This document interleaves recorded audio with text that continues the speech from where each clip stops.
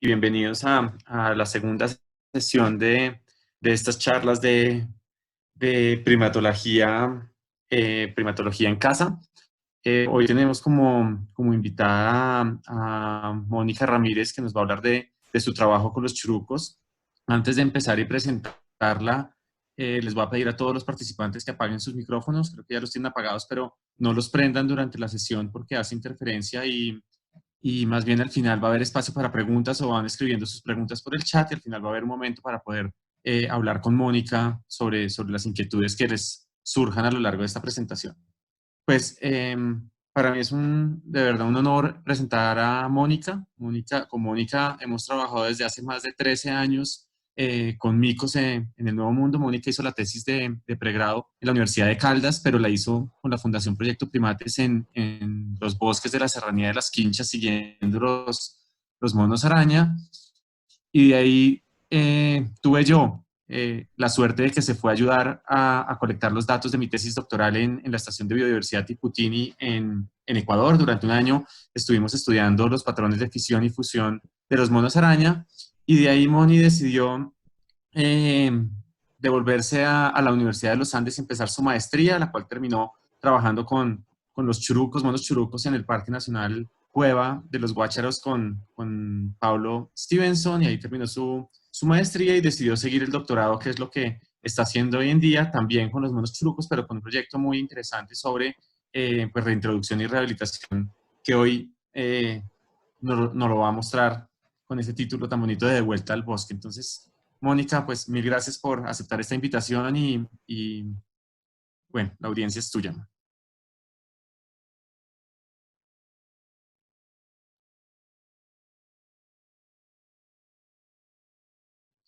Moni, tienes el micrófono apagado. Ya, algo pasó. Bueno, no, muchas gracias a la asociación por la invitación. Como les dijo Andrés, pues esto hace parte de mi tesis de doctorado. Llevo ya varios años trabajando en este proyecto. Y aunque había antes trabajado con monos en condiciones silvestres y en unas condiciones unas más favorables que otras, yo creo que un reto tan grande como el que ha sido trabajar con animales en cautiverio no me lo esperaba. Ha sido y el reto en este caso no es físico tanto como puede ser trabajar en general con primates, que pues todos los que hemos trabajado con ellos sabemos lo que implica.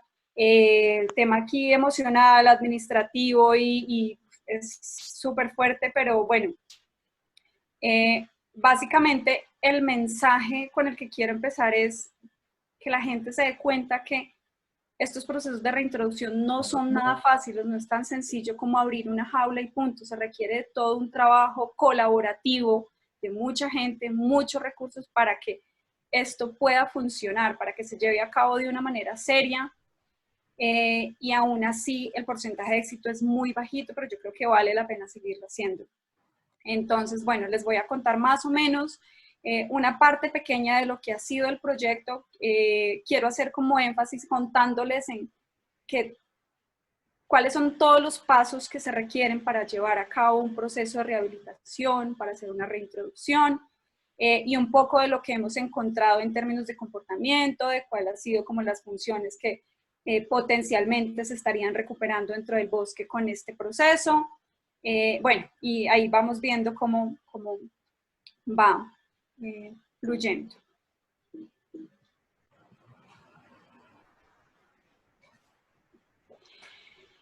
¿Cuál es la razón por la cual nosotros los biólogos o bueno, toda la gente que trabajamos en conservación terminamos trabajando con animales en cautiverio y tratando de volverlos al bosque donde nunca debieron salir? Es porque estos animales tienen múltiples amenazas. A nivel mundial, cerca del 48%, si no es más, de las poblaciones de primates tienen algún grado de amenaza. Básicamente esto se da por pérdida de hábitat. Cada vez estos individuos tienen menos o las poblaciones tienen menos bosque porque se están talando para cultivos, para ganadería, también son objetivo de cacería por subsistencia, lo cual, aunque nosotros no lo creamos, es más común de lo que tenemos conocimiento. De hecho, justamente ahorita estamos en una situación muy compleja gracias a eso, a ese tipo de actividades y al impacto que nosotros estamos teniendo en el ecosistema. Y pues otra de las razones por las cuales están amenazados también es el tráfico de fauna, que ha generado entonces pues que estas poblaciones se reduzcan y que muchos de estos animales terminen en centros de paso donde las condiciones, no por falta de ganas, no por negligencia necesariamente, sino por falta de recursos, las condiciones no son las mejores para estos animales. Entonces, bueno, esto de manera general. Entonces, ya sabíamos, entonces ya les mencioné que pues estos animales están considerablemente amenazados. Esto hace que las poblaciones silvestres se reduzcan, pero el problema no termina solo ahí, en que, bueno, se están acabando los micos, sino que todo está conectado. Estos animales cumplen una función muy, muy importante dentro del ecosistema y es que son dispersores de semillas. Ellos básicamente están todo el tiempo sembrando el bosque. Si retiramos estos animales de ahí, entonces no va a haber quien siembre el bosque y la diversidad de este pues se va a reducir, lo que a su vez genera una reducción en el alimento disponible para esos animales. Entonces no solo que están siendo víctimas de todo lo que hacemos nosotros, sino que además se pueden estar quedando sin comida. Entonces al final eso se vuelve un ciclo negativo, pues que termina como reduciendo todos los elementos que hay interconectados. Entonces, como les mencionaba, hay una gran cantidad de animales que están en cautiverio, básicamente en todos los hogares de paso. De los animales que más llegan son como aves del grupo de los loros y primates, por montones. Estos sitios están casi siempre abarrotados. Desafortunadamente cuentan con muy pocos recursos, la verdad la mayoría funcionan con las uñas, no es un tema que le interese mucho a los gobiernos, entonces la inversión que hay para esto es muy poca. Entonces estos animales ahí se encuentran en hacinamiento, tienen unas posibilidades de transmisión de enfermedades muy altas, están bajo condiciones de estrés, competencia, bueno, todo lo que ustedes se puedan imaginar en factores negativos pueden suceder ahí. No en todos los casos, pero en muchas situaciones pasa eso. Es muy triste ver esos animales en esa situación. Entonces, pues los procesos de reintroducción han surgido como una alternativa para liberar espacio en estos sitios, para ayudar a la conservación de las especies amenazadas y recuperar funciones ecológicas dentro del ecosistema que se pueden haber perdido, ¿cierto? ¿Cuáles son las ventajas entonces de estos procesos? Ventajas adicionales: mejorar el bienestar físico y psicológico de los individuos. Si mejoramos las condiciones, pues incrementamos como el bienestar general de los animales. Balancear las interacciones ecológicas, como les mencionaba, dispersión de semillas, y ayuda a la conservación de las especies. ¿Cuáles son las desventajas de estos procesos? Porque no las podemos negar, son procesos muy caros y en un escenario donde tenemos pero para conservación y para investigación, pues es complejo obtener recursos para esto. Hay un riesgo de transmisión de patógenos y enfermedades a las poblaciones donde se liberan estos individuos, pero por eso tenemos que ser muy cuidadosos. Nuevamente, no se trata solo de abrir una jaula y ya, hay que tener una serie de procedimientos que garanticen que los animales que estamos liberando están sanos. Y finalmente, pues otra desventaja, y es que el éxito de estos procesos es muy bajito. Se ha reportado que aproximadamente el 30% para aves, mamíferos, reptiles, viene a ser lo que se puede tener para este tipo de procesos. Entonces, la idea es que se pueda ir incrementando este porcentaje. Desafortunadamente, hay poca información publicada al respecto. Claramente, como la mayoría, o como las posibilidades de éxito son tan bajitas, pues claro, publicar fracasos no es atractivo, la gente no publica eso, pero es información tan valiosa para que los que estemos haciendo esto no empecemos cada vez desde cero. Entonces yo creo que sí debería existir la posibilidad de que se fortalezca un poco como esa red de personas que estamos trabajando con esto para tener una retroalimentación importante. Bueno, ¿cuáles son las etapas entonces de un proceso de reintroducción? Entonces se empieza con unas condiciones básicas de cautiverio, se debe hacer una selección de los individuos, igual se los voy a explicar un poquito más detalladamente adelante. Posteriormente se hace una fase de rehabilitación y pues finalmente, si se llega como a feliz término con los individuos, se hace pues un proceso de reintroducción y de ahí ya pues se debe hacer un monitoreo para garantizar que los animales sí se pudieron adaptar al sitio, o si no, pues hacer una disposición final, retornarlos a cautiverio, bueno, lo que sea como correspondiente en cada caso. Entonces, hablemos un poco, les voy a contar quiénes son los monos churucos, para los que no lo conocen. Entonces, son uno de los primates más grandes que nosotros tenemos en el Nuevo Mundo. Un individuo adulto puede pesar entre 8 y 10 kilogramos. Su dieta está basada principalmente en frutos, pero también complementan con hojas y con insectos. Ellos viven en grupos sociales que pueden variar entre 8 y 40 individuos, o sea que son bien dinámicos. Y tienen unas altas tasas reproductivas muy lentas. ¿Esto qué significa? Por ejemplo, una hembra, para que pueda tener la primera cría, debe tener mínimo 8 años y puede tener una cría solamente cada 3 años. Entonces, si ustedes piensan cuáles son las implicaciones de eso para un grupo en el que están constantemente cazando animales, pues no se van a poder recuperar tan fácil, no se reproducen tan fácil como los conejos. Entonces, por eso también están tan amenazados y son tan vulnerables. Al igual que estos, entonces hay un gran número, al igual que muchos de los primates, de estos individuos encontramos muchos individuos en cautiverio, en altas densidades, además que son animales que necesitan un gran espacio y generalmente no está la posibilidad de brindar esas jaulas con unos tamaños apropiados. Presentan trastornos comportamentales, producto de la competencia, del estrés, del hacinamiento, y estos animales presentan unas altas tasas de mortalidad en cautiverio, principalmente los individuos juveniles. Si nosotros los comparamos, por ejemplo, con los monos maiceros, que también hay muchísimos en cautiverio, los monos churucos presentan unas mayores tasas de mortalidad. No entendemos muy bien por qué, pero son mucho más vulnerables.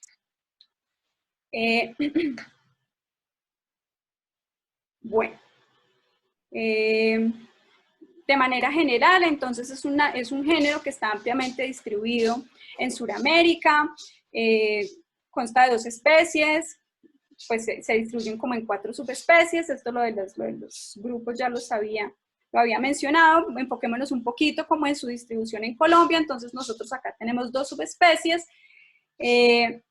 y estas son como las categorías de conservación. Entonces tenemos la gotrica, que está en estado de conservación vulnerable, y el otro se encuentra en estado crítico.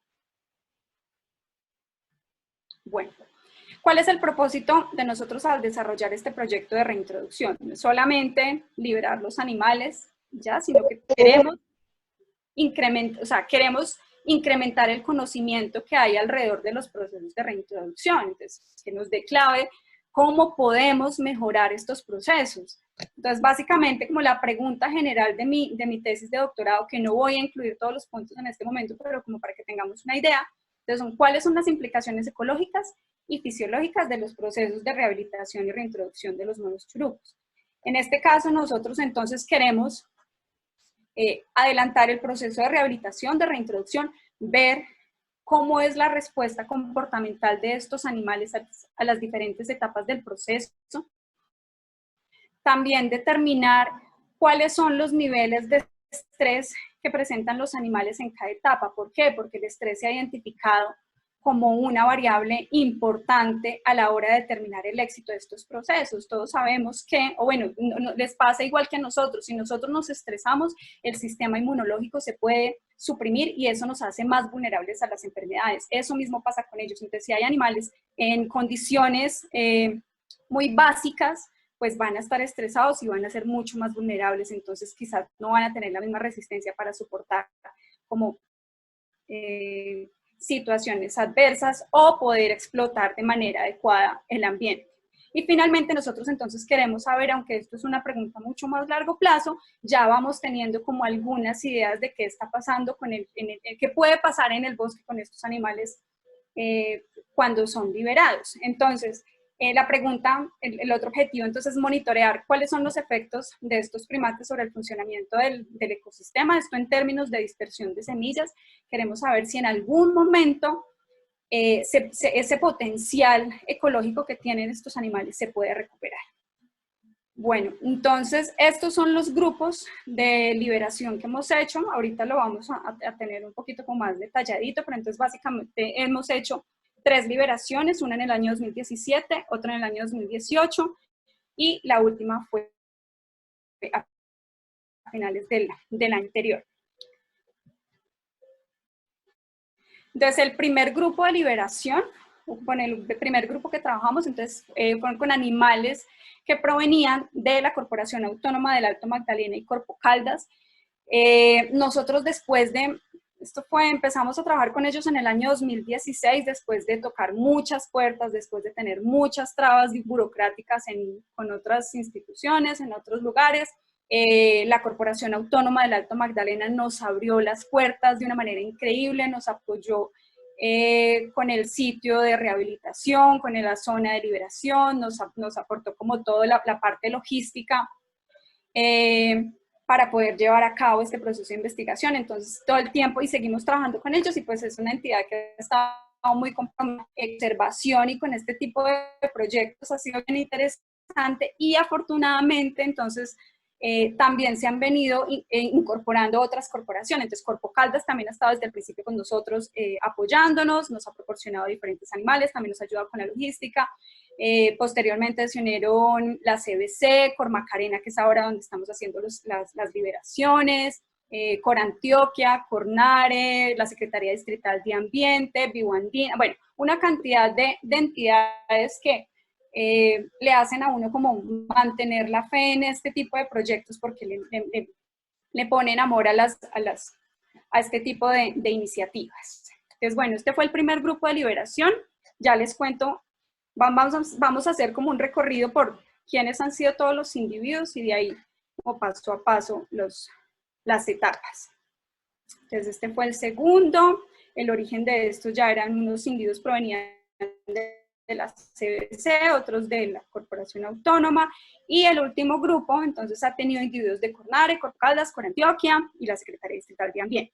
Entonces, en la primera etapa, nosotros que hacemos una selección de los individuos, no todos los animales tienen la posibilidad de entrar en un proceso de rehabilitación. Hay muchos que son, o sea, animales que son muy agresivos, o animales que están muy enfermos, o ya muy viejitos, o individuos que están esterilizados, pues definitivamente no se pueden incorporar. Entonces vamos haciendo un filtro para ver quiénes son los que podrían iniciar un proceso de rehabilitación. Una vez se hace el filtro, entonces pasamos a la etapa 2, que es la etapa de rehabilitación. Básicamente aquí, ¿qué se hace? Entonces, el propósito es promover comportamientos naturales y conformar un grupo cohesivo. Aquí, ¿qué hacemos? Trasladar los animales, porque generalmente están en unas jaulas que son pequeñitas y en muchos elementos como para que estimulen comportamientos naturales. Entonces, lo que hacemos es pasarlos a la jaula de rehabilitación. Es un ambiente enriquecido en el que todo el tiempo estamos estimulando actividades como el forrojeo, la escalada, y tratando de armar un grupo cohesivo, porque para liberar los animales necesitamos conformar algo como una familia, ¿cierto? Porque un individuo solo tiene menos posibilidades de sobrevivir y pues tampoco va a tener muchas posibilidades de reproducirse. La idea es que si liberamos un grupo, pues el propósito final es que se establezca y se comporte como una población natural. Entonces, bueno, básicamente todo el proceso que se hace de estimulación en esta fase está basado en este trabajo de Guzmán, Caro y Stevenson, donde ellos encuentran que en ambientes enriquecidos el comportamiento de los animales puede ser mucho más parecido al de las poblaciones silvestres. Entonces, básicamente, basado en este modelo que tenemos acá, pues hemos trabajado tratando de promover el enriquecimiento de los ambientes. Bueno, de manera simultánea a la selección de los individuos y al proceso de rehabilitación, pues nosotros iniciamos un proceso de selección del hábitat, porque tampoco se puede liberar en cualquier lugar. Entonces nosotros teníamos una serie de sitios porque nos había proporcionado la Corporación Autónoma del Alto Magdalena, y lo que hicimos fue como una categorización. Entonces asignamos, dependiendo de ciertas factores, por ejemplo, en temas de temperatura, de productividad, de área, de estado de conservación, si había riesgo de cacería o no. Entonces fuimos haciendo como un ranking de los sitios donde se podrían liberar, ¿cierto? Como los más aptos. Entonces tuvimos como en el Huila, que era el sitio en el que podíamos trabajar inmediatamente, entonces fue el Pensil, ese fue el sitio donde se hizo la primera liberación.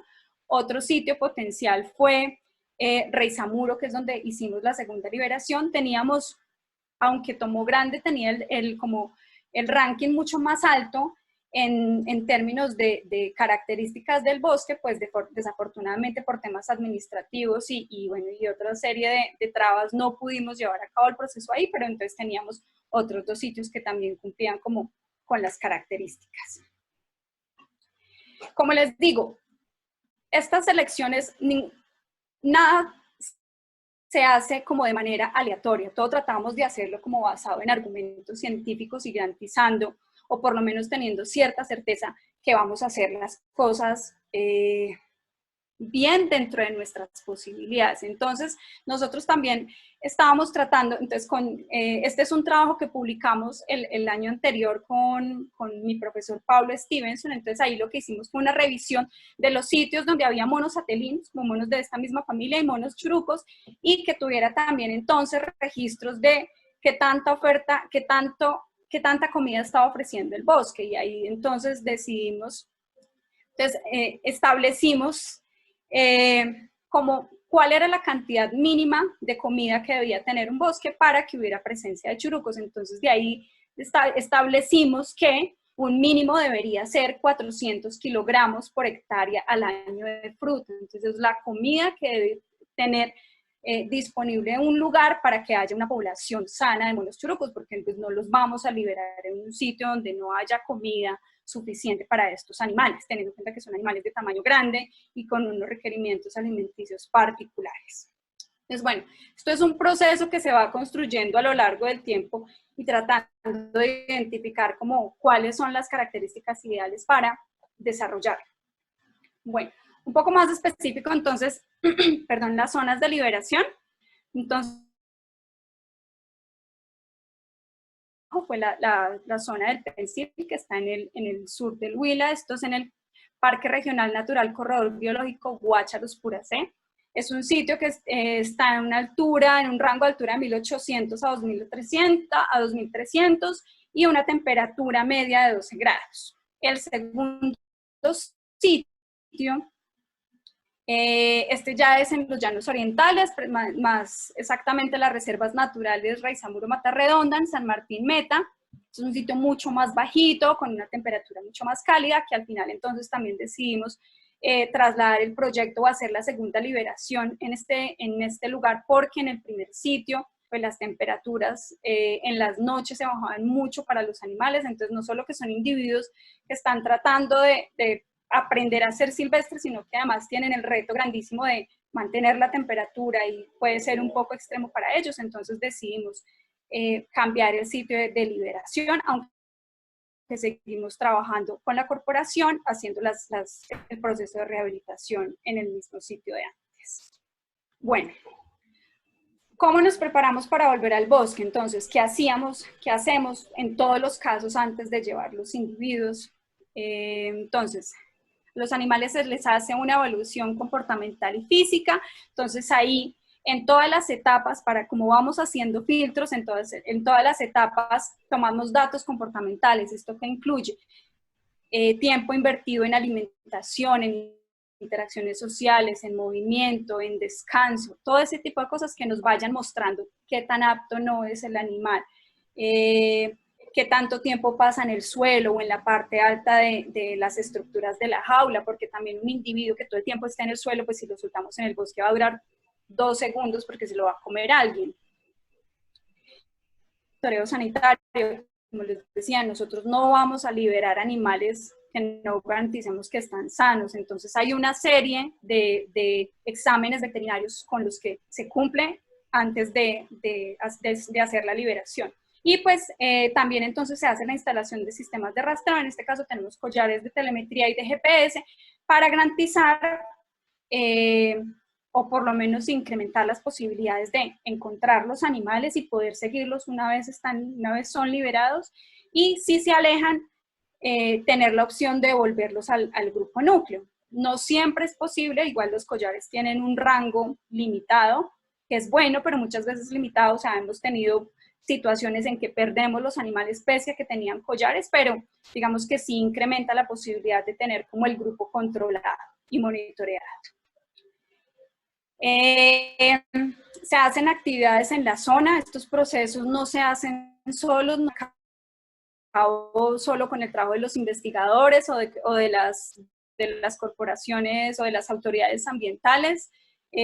Necesitamos la colaboración de la gente, sobre todo en zonas donde hay poblaciones relativamente cerca, y no se trata de llegar a imponer un proyecto, es de vincular a la gente, de apropiarla de este tipo de proyectos, que lo quieran, que lo amen, que lo cuiden, porque finalmente si la población se establece, pues ellos van a quedar ahí. Es que uno entiende que es el bosque de ellos, entonces siempre tratamos de trabajar con la comunidad, y si hacemos talleres diferenciales para adultos y para los niños, porque claramente el mensaje llega de manera diferencial. Se hicieron entonces en el sitio parcelas de vegetación, se establecieron trampas de productividad de fruto. ¿Esto para qué? Para saber cuál es la diversidad del bosque, saber qué se está ofertando mes a mes en el bosque en términos de comida para los animales, y también algo muy chévere es cómo está funcionando el bosque en términos de dispersión de semillas, quién está el bosque antes y después de que hagamos la liberación, y así poder ver si con estos animales sí se está contribuyendo a que haya como un movimiento mayor de semillas o de unas especies que probablemente antes no tenían ese beneficio. Y entonces también se hace la instalación de comederos, porque nosotros hacemos liberaciones blandas. ¿Esto qué significa? Nosotros, además del monitoreo que hacemos de los animales después de la liberación, les proporcionamos comida durante los primeros meses, pues porque hay que ayudarles a ellos a que vayan como adaptándose al ambiente, y probablemente al principio no tienen todas las habilidades para la comida suficiente para suplir sus requerimientos alimenticios. Entonces damos un tiempo y vamos viendo qué tanto van ellos como explorando la zona. Se mantienen los datos de comportamiento en todas las etapas. Adicionalmente, entonces, y esto también es durante todas las etapas, tomamos, por ejemplo, en el caso de las muestras fecales para niveles de estrés, ahí lo que hacemos es colectar en las diferentes etapas para poder mirar niveles de cortisol. El cortisol es una manera o es una hormona que se libera en situaciones estresantes, entonces ahí podemos tener una medida de qué tan tranquilo o no está el individuo. Entonces eso lo hicimos durante las 3 etapas. Y el tema de dispersión de semillas, esta sí fue solamente después de la liberación, para ver si de lo que se estaban comiendo en el bosque los animales estaban ingiriendo las semillas y dispersándolas posteriormente. Bueno, entonces el primer evento de reintroducción, entonces aquí ya les había contado que fue en el sur del Huila. Entonces inicialmente se liberaron 5 individuos, después hicimos un refuerzo poblacional con un individuo más, tuvimos que hacer unas recapturas. Los animales van a estar más tranquilos, ¿cierto? Entonces acá que encontramos nosotros con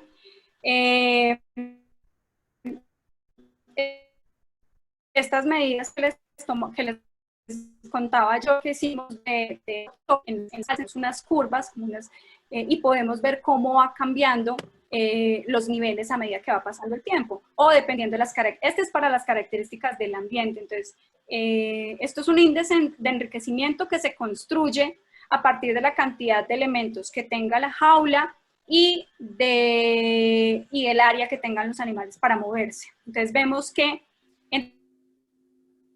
van a ser los valores de cortisol. Eso quiere decir, los individuos están menos estresados. Esto es una información muy chévere, por ejemplo, para tenerlo en cuenta en el momento de acondicionar los espacios para la tenencia de fauna.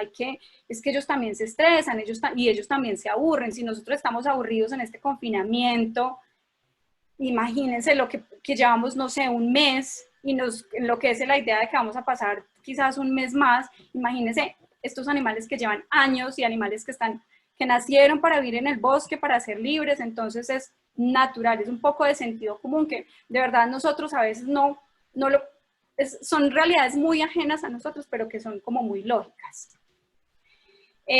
Bueno, ¿cómo responden los animales en términos de estrés a las diferentes etapas? Pues los estamos moviendo, les estamos presentando individuos diferentes, les estamos poniendo sonidos, porque entonces también como hacemos estímulos para habilidades antidepredadoras, forrajeo, entonces todo el tiempo están como sometidos a emociones y a elementos nuevos, entonces vamos a ver cómo están respondiendo. Entonces estos son los niveles.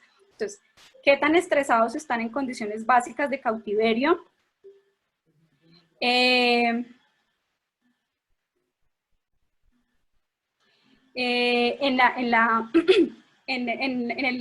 la caja roja, entonces, nos muestra que tiene unos altos niveles de estrés, de niveles de cortisol.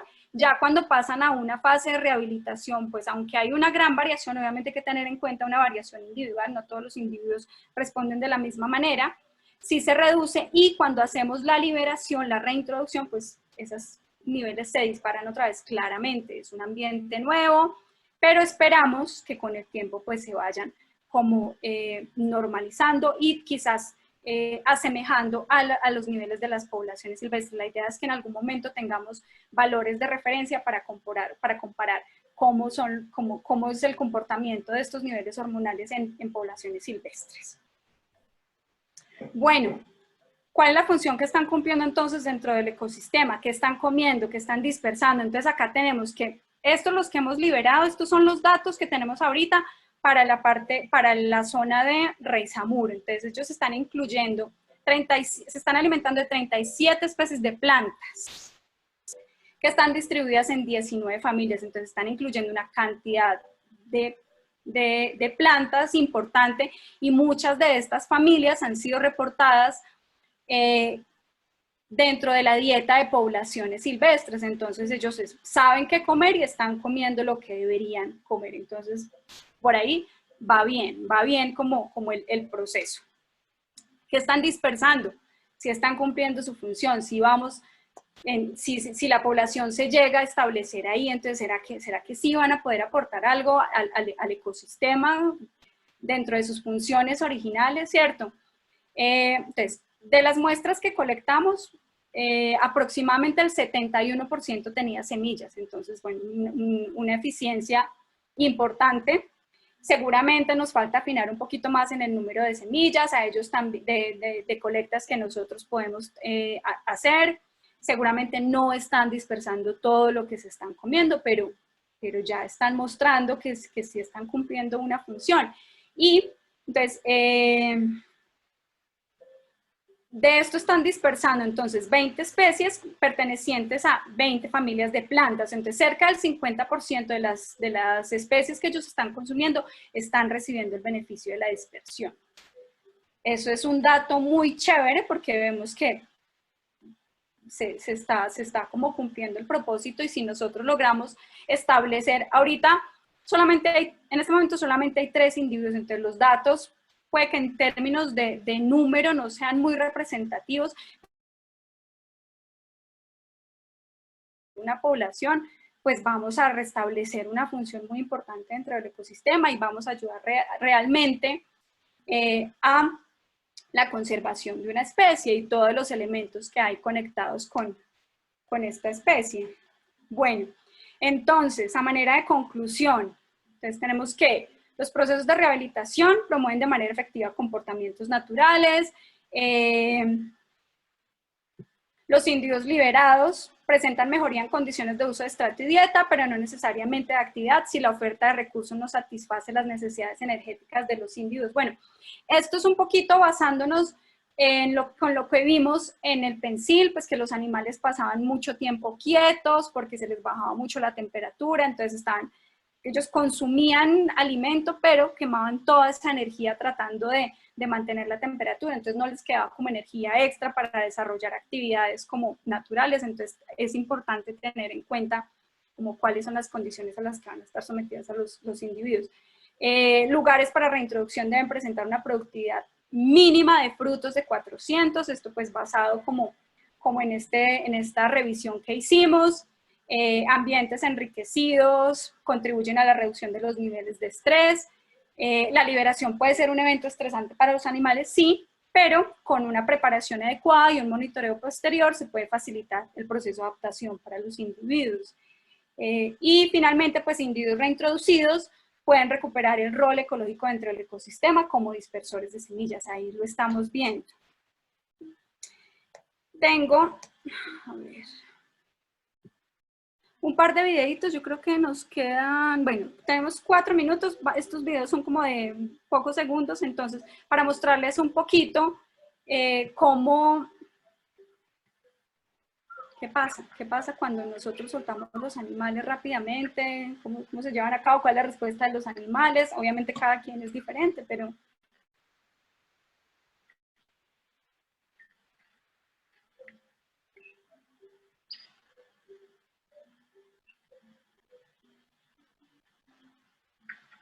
Vamos con el otro.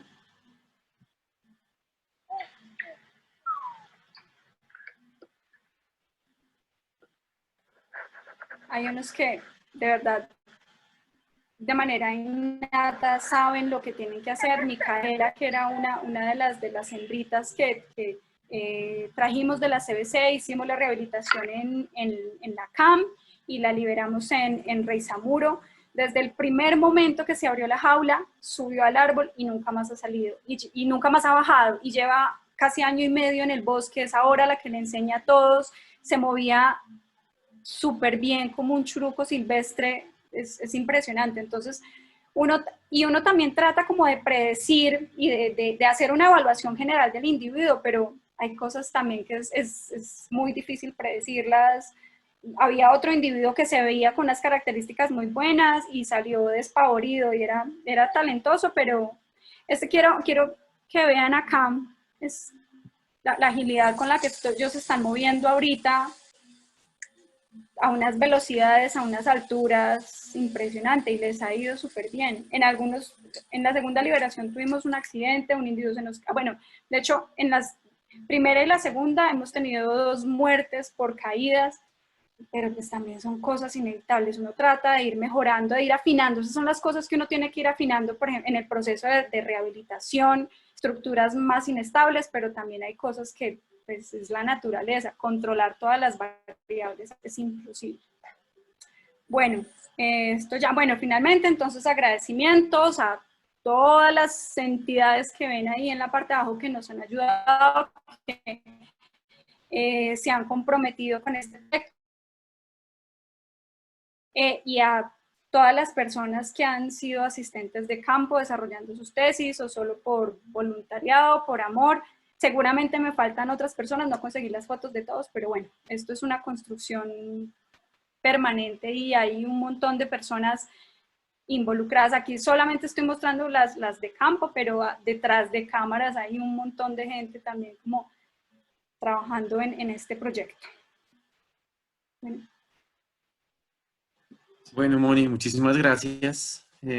Ahí aplaudimos virtualmente, pero gracias por la presentación, muy inspirador el proyecto y lindísimo ese cierre con el video de las miquitas llegando a su nuevo bosque. Hay un montón de preguntas, así que pues primero mil gracias de parte de todos los que estamos acá. Te voy a hacer algunas preguntas, desafortunadamente no podemos hacerlas todas, hay como 30 nada más acá. Pero Victoria te pregunta algo muy general y es, ¿cuáles son 3 lecciones aprendidas que tú podrías como recomendar para seguir con este proyecto o futuros proyectos? Bueno,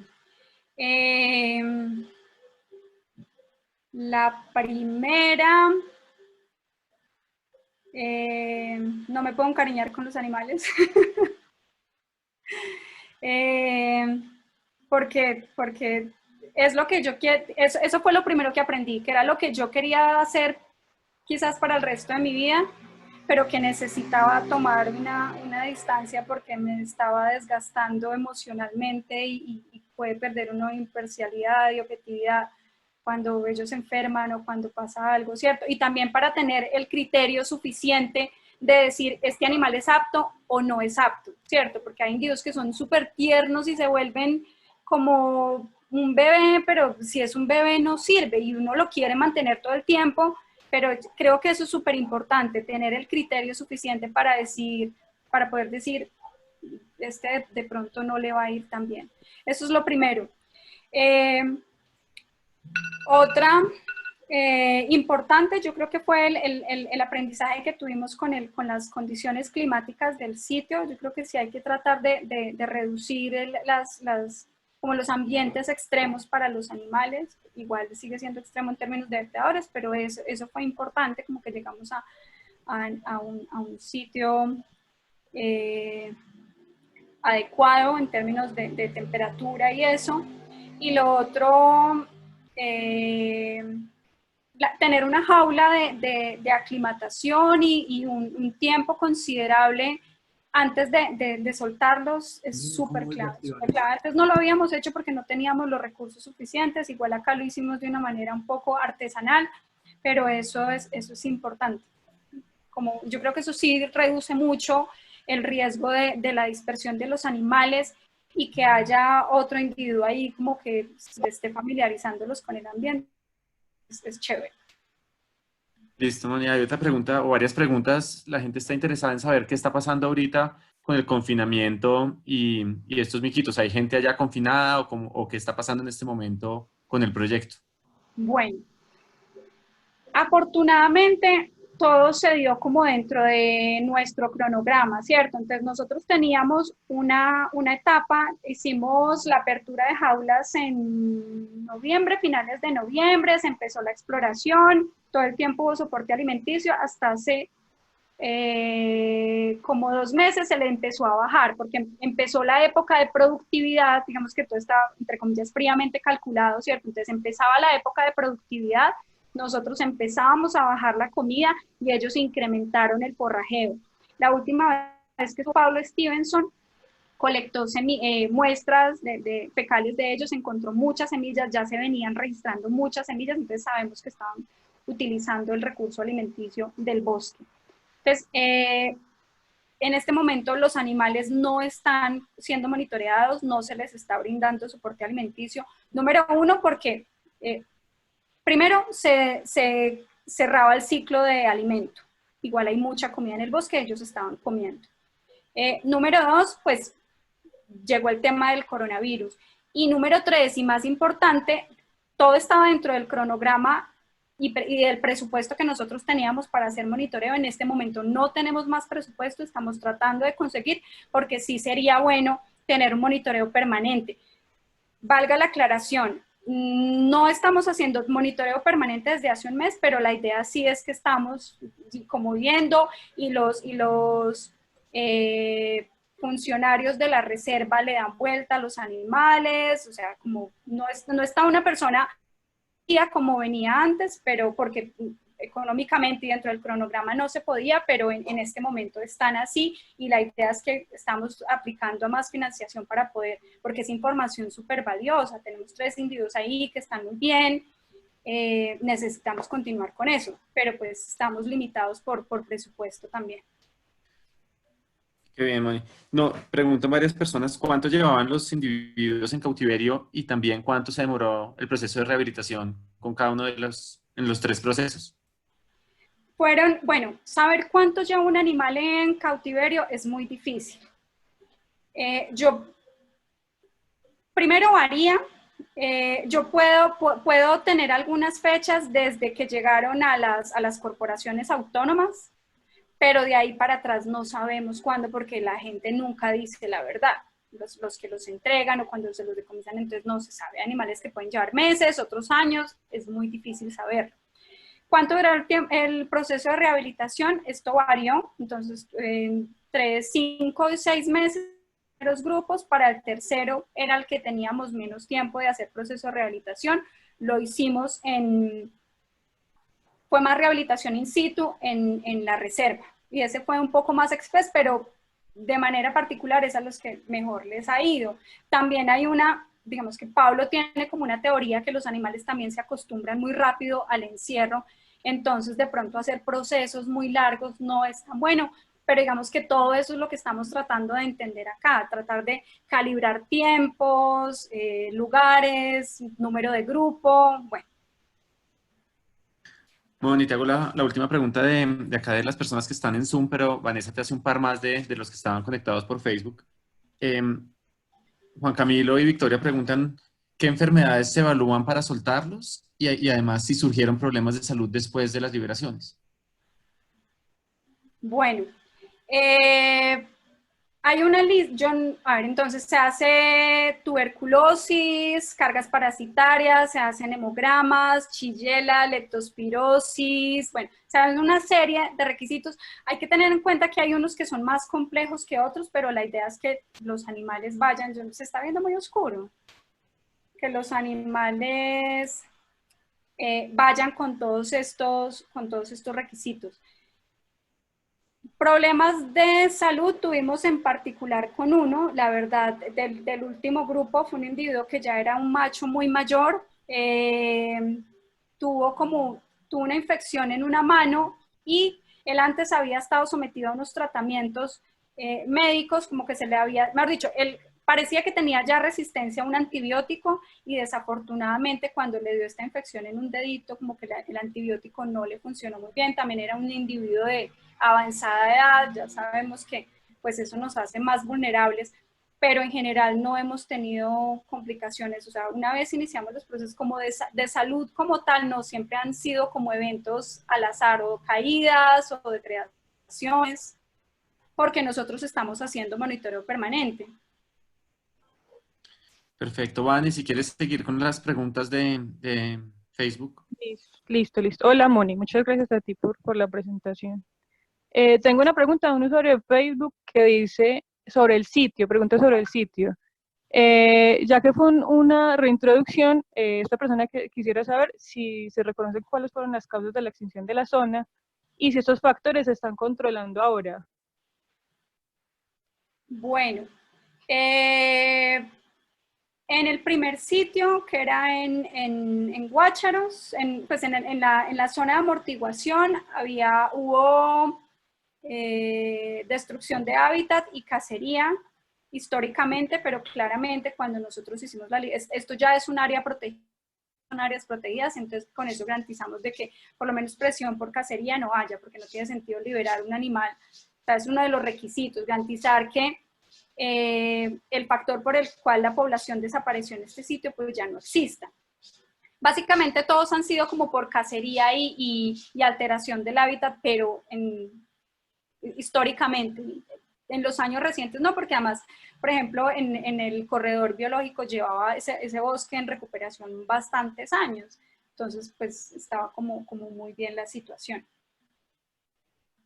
Listo. Hay otra aquí, que ¿cuáles fueron los criterios comportamentales, así como generales, tenidos en cuenta para determinar de los individuos al momento de la liberación? Pues ya los dijiste, pero pues algo así como puntual.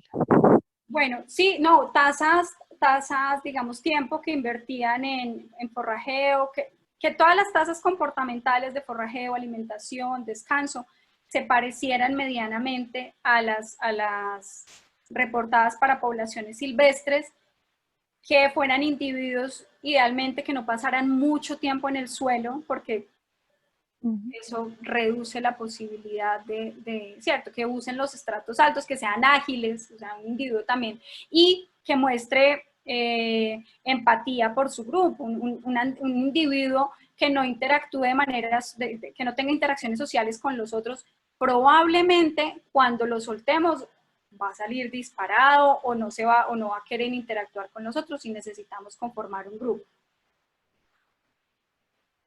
Listo. Y la última. Perdón, y una muy importante, que no sean agresivos, porque mientras los animales se adaptan, es normal que los individuos bajen al piso, se le acerquen a uno, eso es normal, o sea, primero porque son animales que llevan mucho tiempo acostumbrados a sus manejadores, ya es natural. Segundo, para nosotros es hasta necesario que ellos tengan confianza en nosotros porque necesitamos hacerle manejo, necesitamos seguirlo, necesitamos darles comida, si hay que hacer una intervención veterinaria, tener la posibilidad de acceder a ellos. Un animal que sea totalmente esquivo, pues al principio no nos va a servir. Claramente nosotros vamos separando eso y por eso reducimos los días de seguimiento, después les quitamos la comida, después dejamos un tiempo sin ir porque ellos también muchas veces su comportamiento lo restringen al comportamiento o a los patrones de movimiento de los investigadores, entonces por eso se van como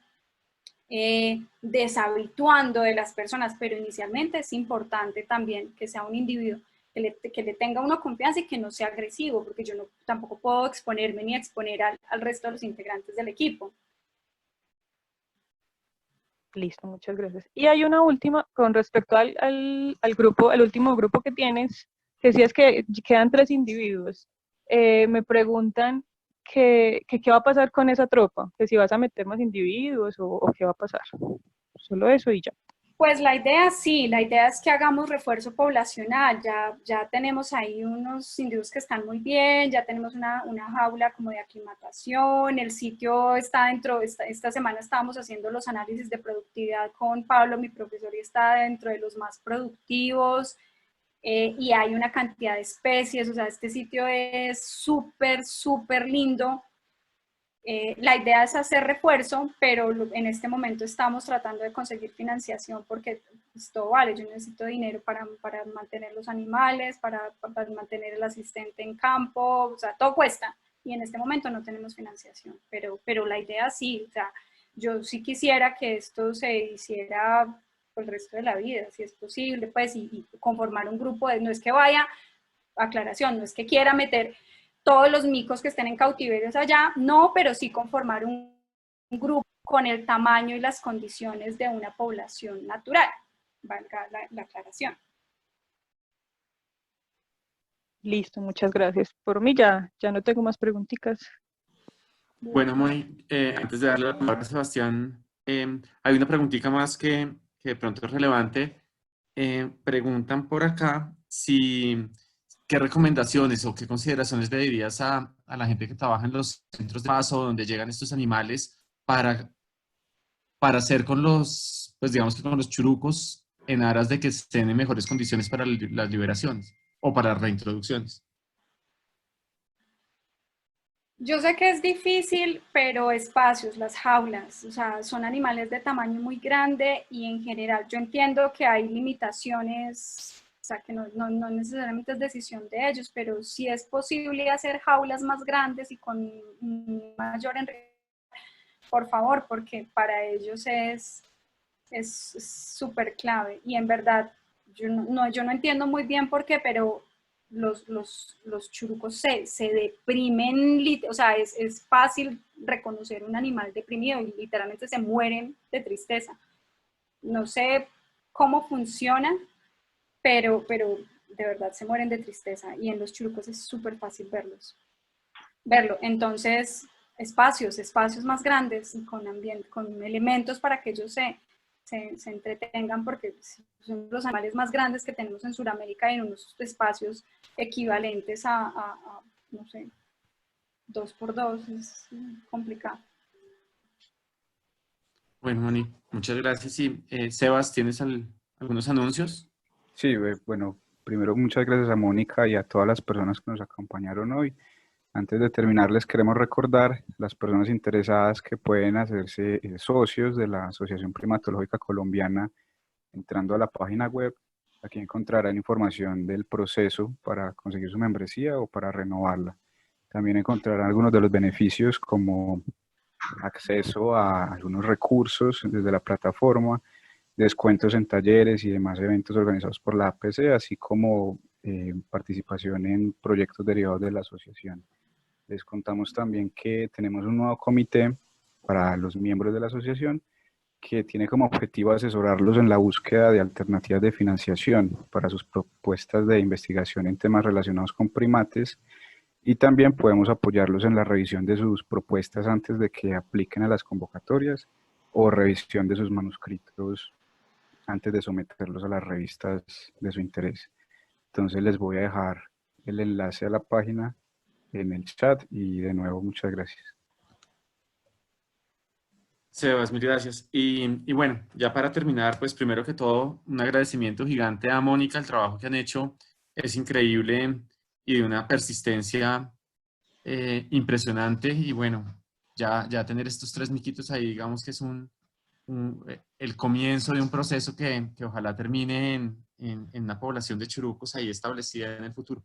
A todos los que están acá y los invitamos el próximo viernes, tenemos la tercera sesión de estos ciclos de primatología en casa. Va a estar con nosotros Juliana Cortés. Juliana está trabajando en un proyecto con monos maiceros, con los monos cariblancos en la Sierra Nevada de Santa Marta, con cebos malitosos, una especie de la cual conocemos muy poquito.